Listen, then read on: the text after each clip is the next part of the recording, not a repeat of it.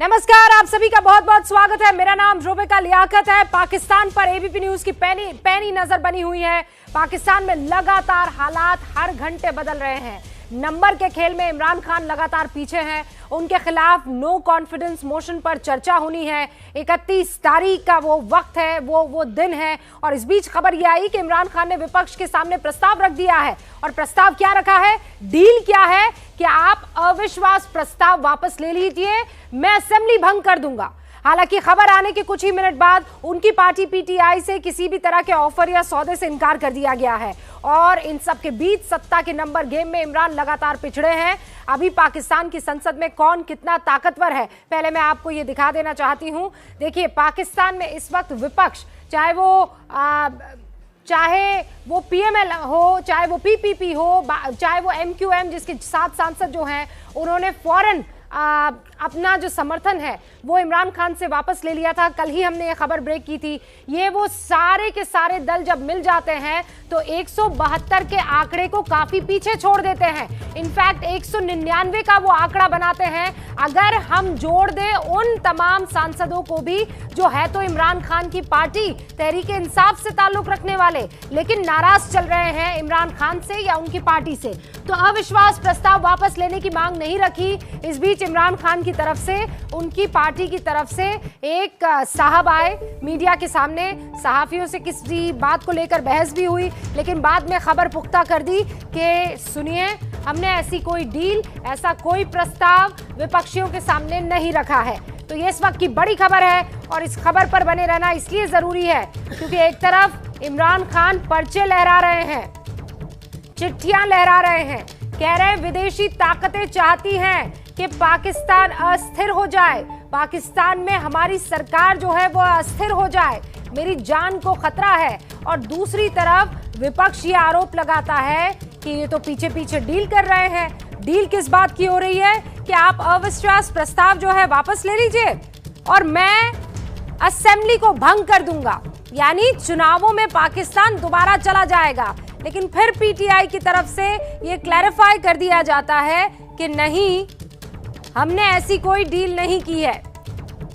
हमारे साथ 2 पूर्व राजनयिक इस वक्त जुड़े हुए हैं और जनरल सिन्हा भी हमारे साथ जुड़े हुए हैं। इन तीनों मेहमानों से बातचीत होगी और बातचीत हमारी बाकायदा पाकिस्तान में मौजूद उन तमाम लोगों से, उन मेहमानों से होने वाली है। जैसे पीटीआई के प्रवक्ता अब्दुल समद याकूब साहब हमारे साथ जुड़ चुके हैं।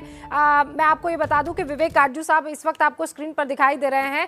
और आपको शानदार बात बता दूं, विवेक काटजू साहब, एसडी मुनी साहब लगभग 2 साल के बाद यहाँ स्टूडियो में आए हैं। और ये स्टूडियो में आने की परंपरा जो है वो जनरल सिन्हा ने शुरू कर दी थी कुछ दिन पहले। तो यहाँ ये स्टूडियो में आए हैं और वहाँ खबर है कि इमरान खान अपनी सरकार छोड़ के जा सकते हैं, जाने के पुरजोर कयास विपक्ष की तरफ से लगाए जा रहे हैं। और इसीलिए समद साहब, शुरुआत आपसे कर रही हूँ। अस्सलाम वालेकुम, कैसे हैं आप? अस्सलाम, कैसी हैं आप? मैं बहुत अच्छी हूँ। खबर यह है आप लोग ठीक नहीं है, आपकी सरकार ठीक नहीं है, खूब मुश्किलों का सामना करना पड़ रहा है, डील्स वगैरह हो रही है कि प्रस्ताव वापस ले लीजिए, हम असेंबली इलेक्शन करवा देंगे। देखिए, अगर मैं पीटीआई को रिप्रेजेंट ना कर रहा होता, मैं पॉलिटिकल एनालिस्ट होता, तो मेरी पोजीशन जरा खुल के बात करने की होती। लेकिन इस तरह से कुछ फिर लिमिटेशंस आ जाती है। बैकडोर डिप्लोमेसी या बैकडोर चैनल जो है, हमने कभी मुकम्मल तौर पे इंडिया से भी बंद नहीं हुआ, तो ये पॉलिटिकल ओपोनेंट से बैकडोर क्यों बंद होगा? और वैसे भी जब इस तरह का पॉलिटिकल क्राइसिस आता है तो कुछ बड़े नाम, कुछ पॉलिटिशियन, कुछ जो है वो रोल प्ले जरूर करते हैं। और ये जो ऑफर है ये हमारी तरफ से नहीं है। ये ऑफर वो मैच फिक्स करने की ऑपोजिशन की तरफ से है कि वो मैच फिक्स कर लिया जाए और लास्ट ओवर तक या सुपर ओवर तक मैच ना लेके जाया जाए, floor of the house voting ना हो, ताकि उनकी भी कोई इज्जत बच जाए और वो वे आउट ढूंढने की कोशिश करे। और मुख्तलिफ प्रपोजल पे बात हो रही है। मुझे तो समझ नहीं आ रहा समद साहब, किस पर यकीन किया जाए। एक तो पाकिस्तान, ऊपर से पाकिस्तान की 2 अलग अलग पार्टियां, एक जो सरकार चला रही है, दूसरा जो सरकार गिराना चाहती है। तो जनरल सिन्हा, मुझे बताइए मैं किस पर यकीन करूं? समद साहब पर करूं कि शाहबाज नवाज पर करूं कि वो मौलाना फजलुर रहमान पर करूं कि सेना के बाजवा पर करूं, किस पर यकीन करूं? देखिए, आप केवल दो चीज़ों पर करें, एक सेना में करें और मेरा ख्याल है चीन के से जो खबरें आ रही हैं उस पर आप विश्वास करें और किसी पर ना करें। देखिए, सेना क्या है, पहले लग रहा था कि शायद वो इमरान खान के अगेंस्ट में और थे टोटल, और इसलिए इतना मसला चला, इतनी दूर तक आई। मगर मुझे अब ऐसा लगता है कि कहीं सेना जो न्यूट्रल कहती थी अपने को, अब अलाइन कर ली है इमरान खान साहब के साथ में। और क्यों हुआ ही? वेट अ मिनट सर, अब तक तो ये था कि सेना चिड़ी हुई है इमरान से, ये हुआ क्या? देखिए, ये हुआ है 3-4 दिन पहले, जब आप देखी कि जब वांगी साहब आए वहाँ पर, ओआईसी की मीटिंग हुई और वांगी साहब को चीफ गेस्ट बनाया गया और इमरान खान ने जो ओपनिंग एड्रेस दिया था सेम चीज़ उन्होंने उसको दोहराया। तो मुझे तो ऐसा उस समय से ही लग रहा था, एक आकलन हो गया कि कहीं ना कहीं चीज़ें अपसेट होंगी, और आज तो खुल के आ गई। क्योंकि आज जब हम लोग यहाँ बात कर रहे हैं तो जो कुरैशी साहब हैं वो फिर वांगी के पास जाके भागते भागते गए हैं, और वो कह रहा है, चीन ये कह रहा है कि बड़ी लड़ाई में यूनाइटेड स्टेट्स की तरफ दिखा रहा है, छोटे कंट्री में कुछ नहीं हो सकता। और देखिए, जो पर्चा लहराए थे, वो जो पर्चा लहराए थे, जो कह रहे थे केबल आया है, वो पर्चा क्या था वो तो खुल के बात हो गई। पर्चा का क्या चीज़ था, जो चीज़, दो चीज़ बड़ी इंपॉर्टेंट है जो कहीं बात नहीं हो रही है। देखिए, इमरान खान साहब जब जो बाइडेन साहब आए थे जनवरी 2021 में, तो उसके बाद उन्होंने एकदम कोल्ड शोल्डर दे दिया था और दिखा रहे थे कि नहीं, और ये जाकर जो अफगानिस्तान के ऊपर में जैसे आए, जो जिस तरह से किया पाकिस्तान ने, वो टोटल चढ़ गए थे। पर दो मौके आए जब उन्होंने, एक क्लाइमेट चेंज का एक समिट था, उसमें उन्होंने, जो बाइडेन ने इमरान खान को नहीं बुलाया, तो एब्सोल्युटली दिखा दिया कि तो आप निकल गए अमेरिका के। मगर डेमोक्रेसी समिट में उनको बुलाया था और इमरान खान नहीं गए, और किसके कहने पे? वो कहे कि बिकॉज चाइना ने क्यों नहीं बुलाया गया, चाइना नहीं जाता तो हम नहीं जा रहे। और फिर देखिए, वो भाग के गए हैं रशिया के पास, 23 सालों बाद रशिया में गए, और किस तारीख को? 24 फरवरी, जिस दिन पुतिन साहब ने लॉन्च करना था। तो ये चीजें ऐसे नहीं हो जाती कि तो बहुत बड़ा गेम, और किस तरह से उनके बयान बार बार आ रहे थे अगेंस्ट। आप कह रहे हैं कि ये जो बिखरे हुए बीन्स हैं, इनको अगर इकट्ठा करें तो स्क्रिप्ट बहुत पहले ही लिखी जा चुकी थी, और वो इस वक्त यहाँ पर दिखाई दे रहा है। एसडी मुनीर साहब, आपका आकलन क्या है? मैं एक तो ये समझना चाह रही हूँ, क्या इमरान पॉपुलर है? क्या वो सच में चाह रहे हैं कि सरकार गिरे और इलेक्शन हो जाए और उसके बाद वो जानते हैं कि दोबारा मैं आ जाऊंगा, या फिर वो बिल्कुल कॉन्फिडेंट नहीं है? देखिए, इमरान पॉपुलर हैं कुछ कॉन्स्टिट्यूएंसीज में। अच्छा, इसको आप दो राय नहीं ले सकते। उन्होंने जो रैली की थी 2 दिन पहले, वो एक अच्छा खासा डेमोन्स्ट्रेशंस है कि पाकिस्तान की मिडिल क्लासेस अभी भी एक तबका है जो इमरान को पसंद करता है और इमरान को सपोर्ट करता है। और दूसरी तरफ वो छोड़ना नहीं चाहेंगे प्रधानमंत्री पद को, वो थोड़ा छोड़ना चाहेंगे, लेकिन ये भी सही है कि नेशनल असेंबली में उनकी ज़मीन खिसक रही है और खिसक गई है, और ये उसका अंदाज़ है। और इसी नेशनल असेंबली की खिसकी हुई ज़मीन को बैलेंस करने के लिए उन्होंने पब्लिक रैली की थी, और यही उसका कारण था। अब इसके अलावा जो चर्चा चल रहा है कि फ़ौज का क्या रोल है उसमें, मैं एकेडमिक भी हूँ, और मुझे लगता है कि फ़ौज फंस गई है दो चीज़ों के बीच में। अच्छा। एक तरफ तो अमेरिका और चीन के बीच में फंस गई है, क्योंकि फ़ौज में दोनों की बहुत पावरफुल कॉन्स्टिट्यूएंसीज हैं, और फ़ौज दोनों में से किसी को भी नाराज़ नहीं कर सकती है। ठीक है।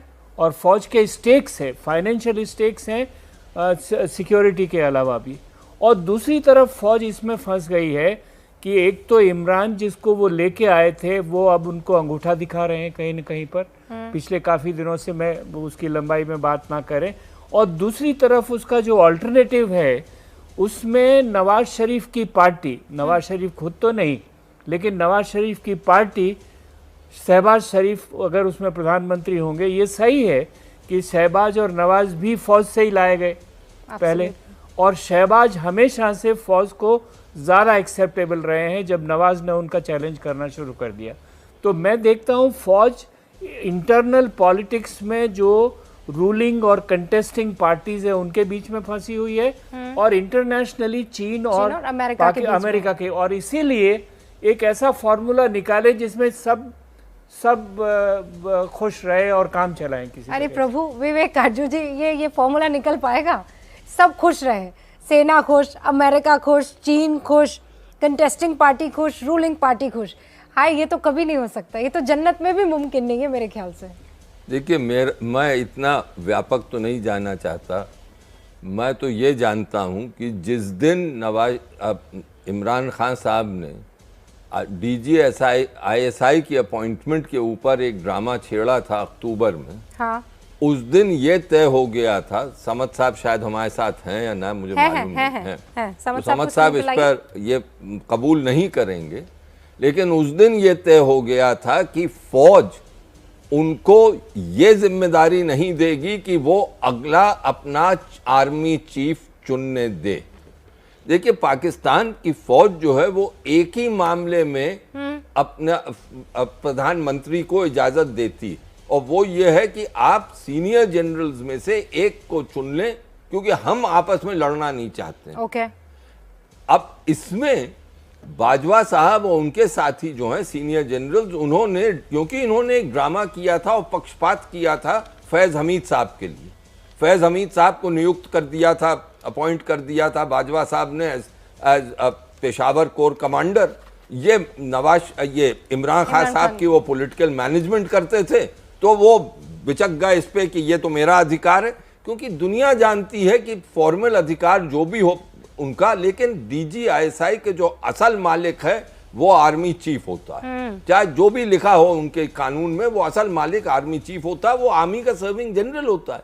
उस दिन से ये तय हो गया था। मैंने तो एक मजमून में लिखा था ये कि ये फौज कभी भी इजाजत नहीं देगी इमरान खान को कि वो अगला चीफ चुने, और इस समर में इमरान खान साहब को जाना पड़ेगा, अपनी गद्दी छोड़नी पड़ेगी। अब्दुल समद और साहब, आज के साथ यही हो रहा है। समद साहब इसको जरूर इनकार करेंगे इस बात से, लेकिन देखिए, वहां की ये सब दुनिया जानती है कि 2018 के चुनाव में फौज ने हर सूरत कोशिश करके एक ऐसा माहौल बनवाया था कि इमरान खान साहब सेलेक्ट हो जाएं, आगे आए। हाँ। और नवाज शरीफ और शहबाज शरीफ को पंजाब सूबे में आफत मचा दी थी। आपने बहुत बारीकी से हर पॉइंट को रख दिया है। समद साहब, हम लोग यहाँ 4 लोग हैं, चारों लोग इस बात से अग्री करते हैं। एक बड़ी खबर बता दूं, फिर मैं आपके पास आ रही हूं। पाकिस्तान से इमरान को लेकर बड़ी खबर यह है कि उनके घर पर बैठक जो चल रही थी वो खत्म हो गई है।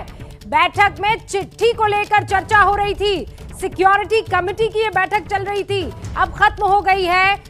अब ये पता लगाना है कि उस बैठक में हुआ क्या, किस बात को लेकर सहमति बनी भी है कि नहीं बनी है, क्योंकि उस चिट्ठी को लेकर 10 तरीके की बातें बाहर निकलकर सामने आ रही थी। कहा यह जा रहा था कि ये चिट्ठी तुरुप का इक्का साबित होगी इमरान के लिए।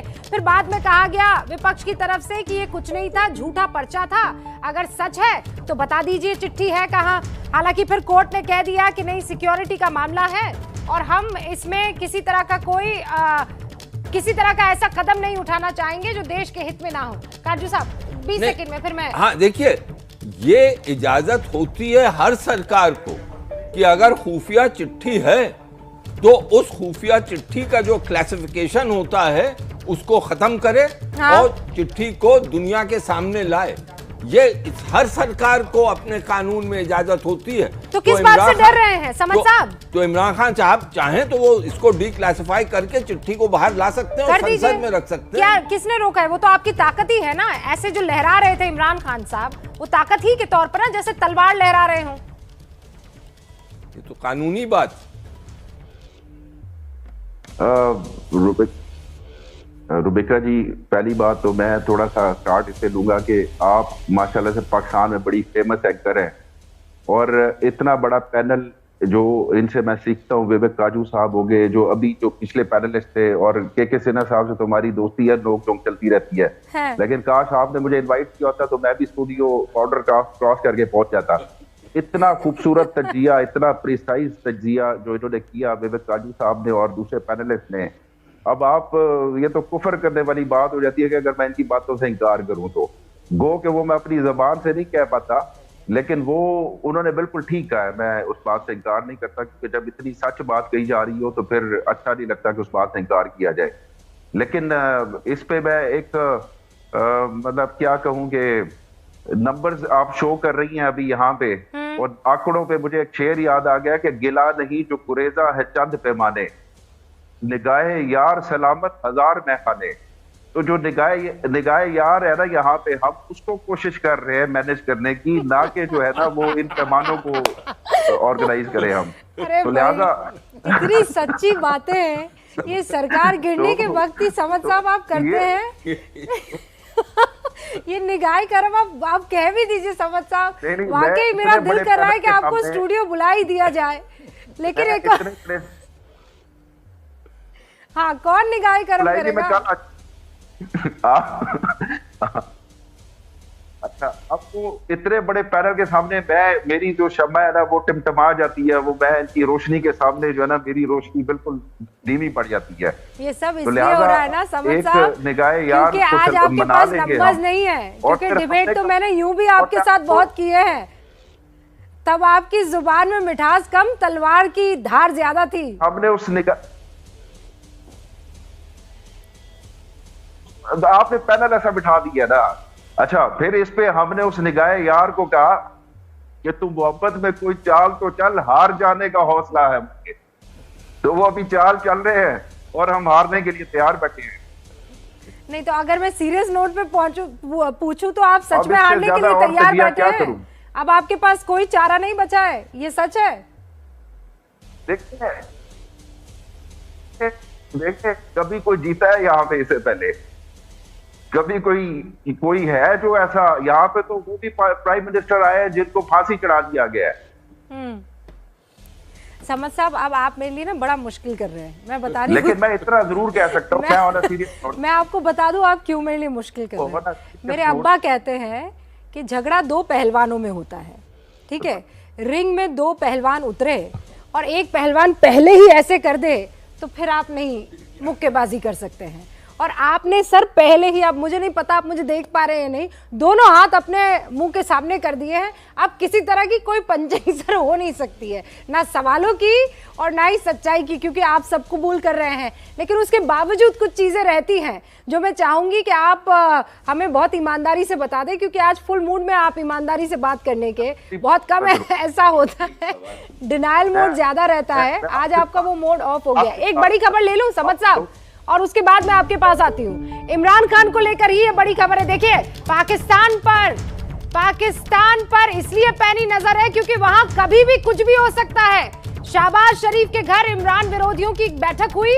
उस बैठक में बिलावल भुट्टो ये कह रहे हैं कि आज का आज इस्तीफा दे दे इमरान खान आज ही इस्तीफा दे दे, क्योंकि अब वो किसी भी कीमत पर अपनी सरकार नहीं बचा सकते हैं। इमरान को सुरक्षित रास्ता हम किसी कीमत पर नहीं देने वाले हैं।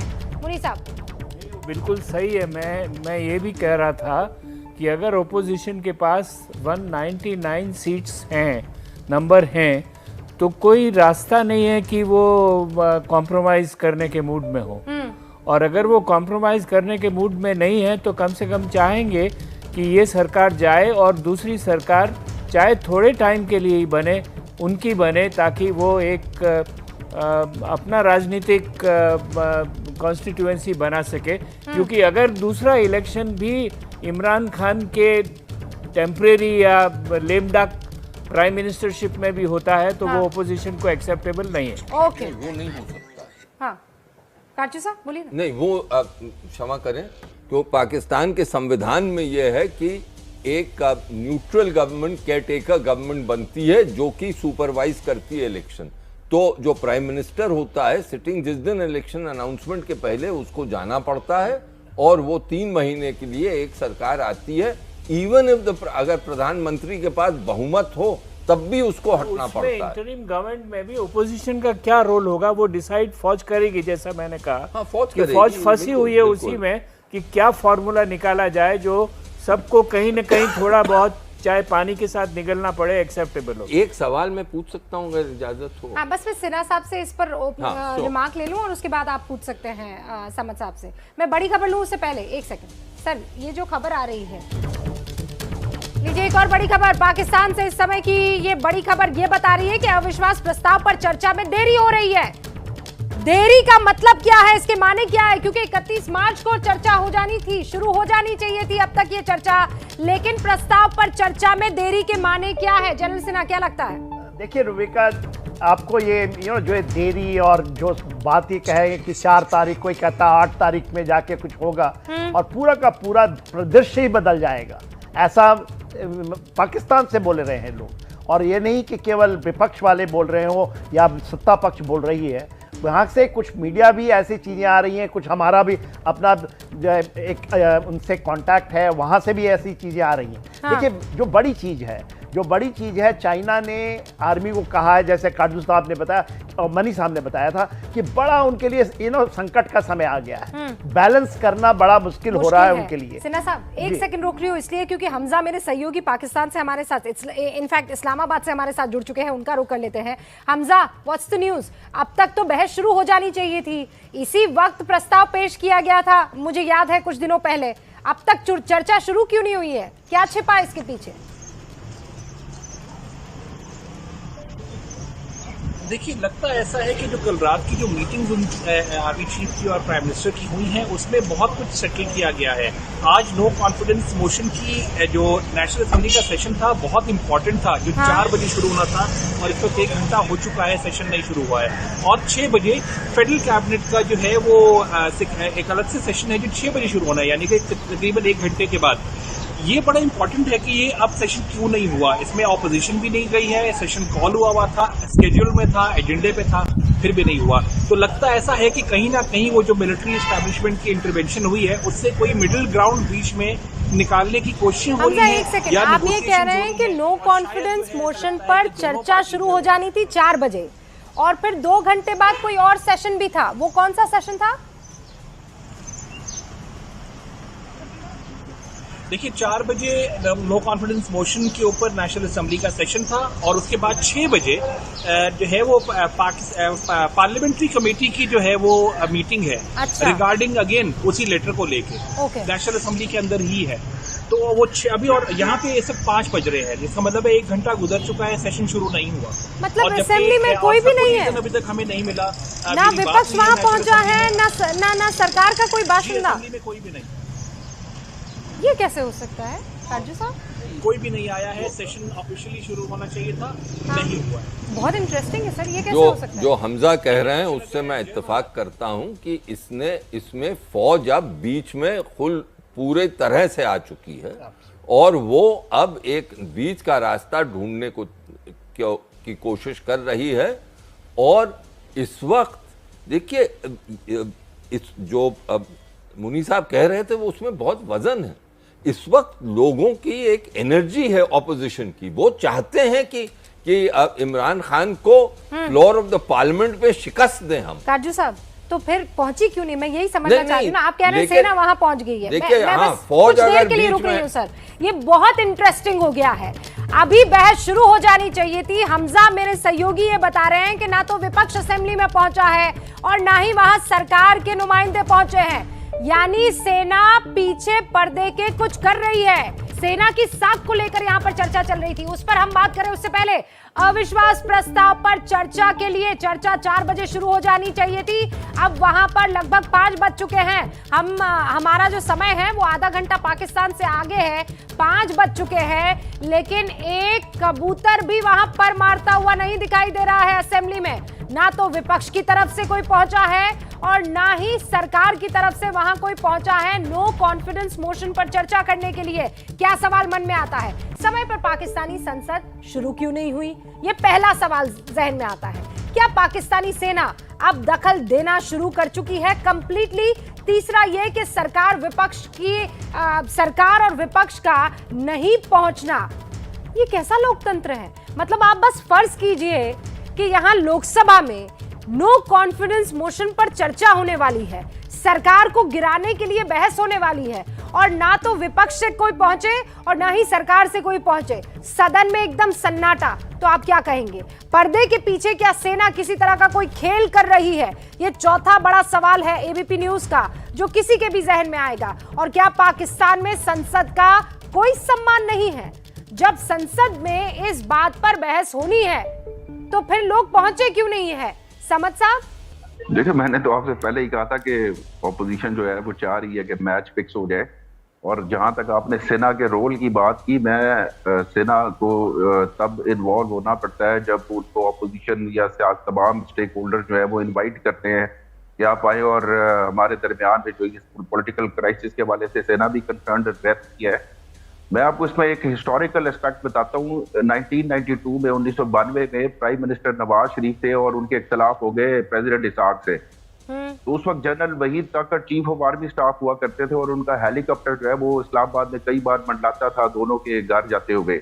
और फाइनली जो है वो 23 दिन की मुसलसल जद्दो इख्तलाफ के बाद जो फार्मूला वहीद ताकर फार्मूला आया उसमें दोनों को इस्तीफा देना पड़ा।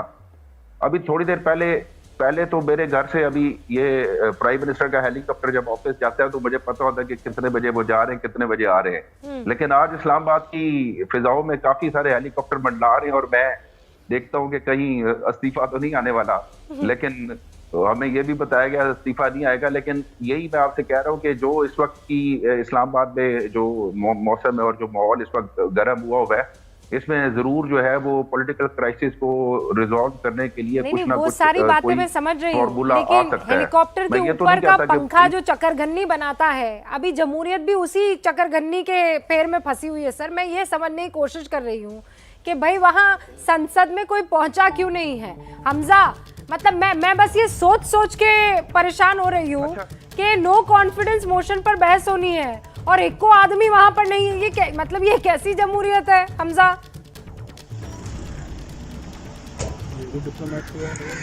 देखिए, मैं आपकी परेशानी थोड़ी कम कर देता हूं। आपको याद होगा जब प्राइम मिनिस्टर यूसुफ रजा गिलानी हुआ करते थे, मेमो गेट का केस चल रहा था, तो उसमें रूल और कॉन्स्टिट्यूशन ये कहती थी कि उनको कम से कम 6 साल की जेल, 6 महीने की जेल लगेगी। हाँ। उनको जेल जो सजा मिली थी वो 45 सेकंड की मिली थी।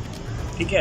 इसी तरीके से जो है जब नवाज शरीफ के खिलाफ जो है वो रेफरेंसेस फाइल हुए थे, तो रेफरेंसेस फाइल होने के बाद ऑपोजिशन ने भी बाहर निकल के मिठाइयां बांटी थी और गवर्नमेंट ने भी, यानी कि इमरान खान की पार्टी ने भी बाहर निकल के खुशियां मनाई थी कि हम जीत गए। उन्होंने कहा हम जीत गए। अभी भी कुछ इसी तरह की चीज हो रही है कि एक फेस सेविंग दोनों को दी जा रही है। याद रखिए, इमरान खान ने भी एक बहुत स्ट्रिक्ट स्टांस लिया है हमेशा से ऑपोजिशन को लेकर, और ऑपोजिशन अब उनको उसका जवाब दे रही है एक बहुत अटल खड़े होके। इन दोनों के बीच में अगर कोई मीडिएशन करवा सकता है तो वो मिलिट्री एस्टैब्लिशमेंट ही है, और वही करते हुए दिखाई दे रही है। तो वो अब दोनों के लिए एक ऐसा सिनेरियो बनाएंगे कि दोनों अग्री करें और दोनों खुशी खुशी जो है बाहर निकले और कहें कि हम दोनों। देखिए, दो साथी पाकिस्तान से हैं और विद ऑल ड्यू रिगार्ड्स, मतलब पूरी इज्जत के साथ, लेकिन यहाँ पर काजू साहब, ये जमहूरियत कम और झमरू डांस ज्यादा लग रहा है मुझे। मुझे जो इस वक्त बहुत स्ट्राइकिंग लग रहा है वो ये कि हमारे दोनों पाकिस्तानी मेहमान बड़े खुल के बोल रहे हैं और साफ बोल रहे हैं कि इस पाकिस्तान में वहाँ की फौज का क्या रोल है, कि पॉलिटिकल क्राइसिस को अगर कोई संभालता है सरकार और ऑपोजिशन के बीच में, तो वो जो वहाँ के खाकी वर्दी वाले हैं वो ही संभालते हैं। और जो एक असल बात है कि वहाँ के जो राजनीतिक वर्ग है, जैसे समद साहब जैसे लोग, वो इसको बिल्कुल गलत नहीं समझते, वो इसको नेचुरल समझते हैं। और हम एक आपके पहले एक मेहमान थे PMLN के एक पहले वाले शो में, वो भी कह रहे थे वो हमारे मुहाफिज हैं।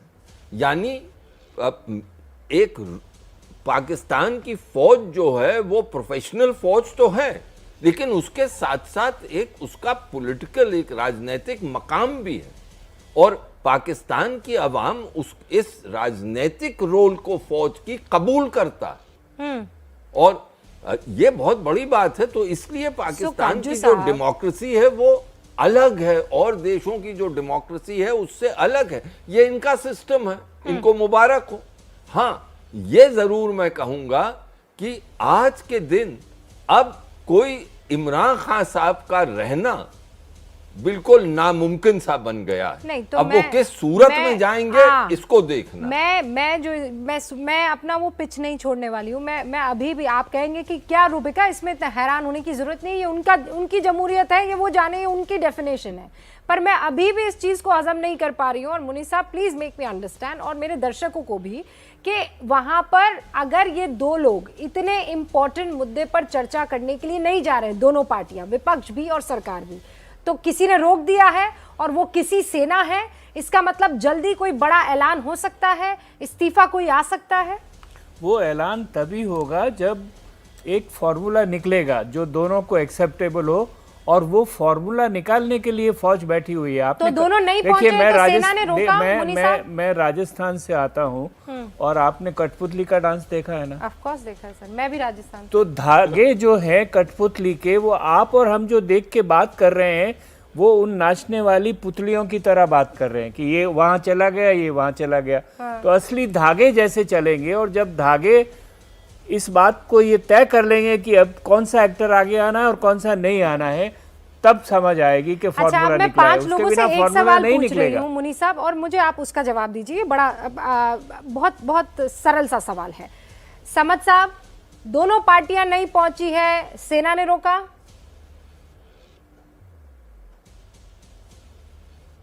नहीं, देखें, जो इस वक्त पार्लियामेंट की सूरत हाल है ना, उसमें ये होता है कि दोनों रूलिंग पार्टी और जो ऑपोजिशन होती है उनके चीफ विप सम टाइम को मुशावरत कर रहे होते हैं और घंटा डेढ़ लेट हो जाता है। ये पहले भी लेट हो जाता है, लेकिन अभी जो इस वक्त की सूरत हाल है, जो काजू साहब ने कहा कि मुझे हैरत नहीं हो रही, काजू साहब क्या चाहते हैं कि जहां पे 4 बार मिलिट्री इंटरवेंशन हो चुका हो, और अगर मैं थोड़ा सा भी एडमिट ना करूं और मैं जिद करूं, तो क्या चाहते हैं कि वो 5वीं बार इंटरवेंशन हो, और वो हम उनका इस हद तक तो रोल उनको टॉलरेट करेंगे ना। अदरवाइज टॉलरेट ना किया तो आपको उनकी ऑप्शन का पता ही है, वो फिर हमारे पास ऑप्शन तो नहीं रहती। ये तो बहुत बड़ी चीज कह दी आपने समद साहब कि अगर ये सब नहीं होता है तो उनका 5वीं बार उनका इंटरवेंशन हो सकता है क्या डायरेक्ट इंटरवेंशन? जब शेख रशीद साहब ये कह रहे हैं, मैं काजू साहब, शेख रशीद साहब शेख रशीद साहब ने, इंटीरियर मिनिस्टर ने कहा कि अगर आप इसी तरह से लड़ते रहे तो 10 साल के लिए आप घर बैठ जाए। उससे क्या मुराद है कि भाई जाहिर है जब पॉलिटिकल इंस्टेबिलिटी इतनी हो जाएगी, और 4 बार जो हमारा मिलिट्री कू हुआ है, लास्ट टाइम मुशर्रफ का जब कू हुआ था तो अवाम ने वेलकम किया, सुप्रीम कोर्ट ने वैलिडेट किया, मिठाइयां खत्म हो गई। मुझे लगता है समद साहब, आप वो इकलौते पाकिस्तानी शख्स हैं जो इतना ओपनली इस बात को कबूल कर रहे हैं कि इट इज द आर्मी, और अगर सेना चाहेगी तो आप लोग 10 साल तक वहां चुनाव नहीं लड़ पाएंगे, और इसीलिए आपको अकोमोडेट करना होगा। और यही सेना क्या इस वक्त ये करती हुई नजर आ रही है? काजू साहब कुछ कहना चाह रहे हैं, मैं देख पा रही हूँ, लेकिन उससे पहले जनरल सिन्हा, ये 10 सवाल एबीपी न्यूज के जो हैं वो मैं दर्शकों के सामने रख देना चाहती हूँ। दूसरा सवाल से शुरू करूंगी क्योंकि स्क्रीन पर आपके लिए वही है। क्या पाकिस्तानी सेना दखल दे रही है? क्यों? क्योंकि संसद में नो कॉन्फिडेंस मोशन पर चर्चा होनी थी, वो शुरू नहीं हुई है अब तक। हम 1 से 1.5 घंटा लेट चल रहे हैं।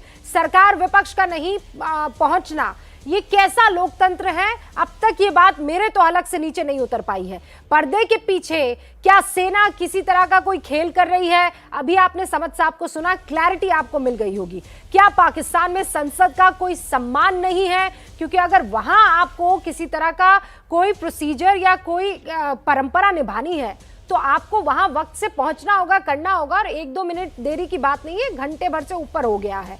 क्या बाजवा पर्दे के पीछे खेल कर रहे हैं? ये भी बड़ा सवाल है, क्योंकि मुलाकात करने वो इमरान से भी पहुंचे और कहा जा रहा है कि विपक्ष के भी संपर्क में है। क्या बाजवा पाकिस्तानी संसद को प्रभावित कर रहे हैं? ये महत्वपूर्ण सवाल है। संसद की कार्रवाई में बाजवा ने क्या देरी करवाई है? ये भी वही सवाल है जो उसी तरफ इशारा कर रहा है। पाक में सेना के आगे संसद की कोई इज्जत नहीं है। ये वो सारे सवाल है जो डेमोक्रेसी, लोकतंत्र, जमहूरियत को डिफाइन करते हुए सवाल है। क्या अविश्वास प्रस्ताव पर चर्चा आज की तारीख में नहीं हो पाएगी? इस वक्त बड़ी खबर यह आ रही है, जब मैं आपके सामने ये 10 सवाल रख रही थी, शहबाज शरीफ संसद पहुंच चुके हैं। देरी से पहुंचे, लेकिन शहबाज शरीफ जो कि वहां के जॉइंट विपक्ष का चेहरा है, प्राइम मिनिस्टरियल कैंडिडेट के तौर पर उनको उतारा गया है। शहबाज शरीफ पाकिस्तानी संसद पहुंच चुके हैं। काजू साहब, आप कुछ कहना चाह रहे हैं? ये अब एक बहुत ही बड़ी खबर है आपने बताई कि अब देखते हैं कि अगर अभी या तो ये ब्रिंकमैनशिप चल रही है कि वो इमरान खान साहब से साफ कह रहे हैं कि या तो यहाँ पे फेस करो या इस्तीफा दो, और अब आगे देखना है कि क्या क्योंकि होता है। जनरल सिन्हा, पहुंचते आप हैं, कुछ फिर कहना आगे चाहेंगे? क्या 10 होता है, स्पीकर आएंगे या स्पीकर नहीं आएंगे, अगर हाँ, स्पीकर ही नहीं स्पीकर आए पे तो नजर फिर है नहीं। General session Sinha. कैसे चलेगा। देखिए, जो मैं कहना चाहता, मेरी कमेंट है या ये आपके है कि किस तरह से पाकिस्तान की आर्मी अब खेल रही है। देखिए, आज से तकरीबन 5-6 दिन पहले मैं मानता था कि पाकिस्तान आर्मी एब्सोल्युटली अगेंस्ट है इमरान खान के, इसलिए यहाँ तक बढ़ के आई। और जब उन्होंने कह दिया कि हम न्यूट्रल हैं, ऐसा मैसेजिंग दिया, तो ऐसा लगा कि इमरान खान चले गए। मगर जिस तरह से परिस्थितियां बदली हैं, और खास करके लास्ट 2 दिनों के अंदर भी, तो एब्सोल्युटली पाकिस्तान आर्मी एब्सोल्युटली अब डिफरेंट हो चुकी है, क्योंकि उनको मिल रहा है डायरेक्शंस फ्रॉम चाइना। देखिए, और मेरे ख्याल से इमरान खान साहब ने एक बहुत बड़ा गुगली खेला था जब वो डेमोक्रेसी के इसमें समिट में नहीं गए थे और खुल के कहा था, और it was against army wishes. General Sinha ji, आप जो बात कह रहे हैं, मेरे ख्याल से वो उसी जगह पहुंचा जहां मुनी साहब ने शुरुआत की थी कि कैच 22 सिचुएशन में पाकिस्तानी आर्मी इस वक्त दिखाई दे रही है। लेकिन अब आगे यहां संसद में क्या होगा, मेरे पास वक्त की कमी है, लेकिन ये सारे खास मेहमान हमारे साथ आगे भी बने, कहते हैं ना, लौट के आप घूम फिर के वहीं आ जाते हैं। अब आप देखिए, कुल मिलाकर ये कहा जा रहा है उन तमाम लोगों पर डोरे डालने की कोशिश हो रही है फवाद साहब की तरफ से, जो इनकी पार्टी को छोड़कर चले गए हैं, और कह रहे हैं आप आइए, वो जो सिक्योरिटी पर मीटिंग होने वाली है उन तमाम बागी सांसदों को कह रहे हैं आइए और देखिए, बैनुल अक़वामी का जिक्र यानी इंटरनेशनल साजिश का जिक्र कर रहे हैं मुनी साहब, लेकिन बार बार हिंदुस्तान का जिक्र करना नहीं भूल रहे हैं। हिंदुस्तान को तो लाया गया है बीच में, अब पहले तो अमेरिका और यूरोप तक था, अब से हिंदुस्तान को इसलिए लाया गया है कि नवाज शरीफ का नाम लाया गया है उसमें, और उसको आप जोड़िए कि जो ओपोजिशन को वीक करने की कोशिश की गई है कि जो शहबाज शरीफ का जो उन्होंने शहबाज शरीफ का नाम आगे किया है, तो कि ये देखिए, ये हाँ, ये आपस तो में इंटरनेशनल कॉन्स्पिरेसी से आ रहे हैं, तो ये एक स्ट्रैटेजी दिख इसीलिए रही है। हिंदुस्तान का नाम भी घसीट कर रुक रही हूँ सर मैं, लेकिन बड़ी खबर है, आप लोग लगातार बने ही रहेंगे, हर एक खबर को पैनी नजर से हम देखेंगे भी और परखेंगे भी।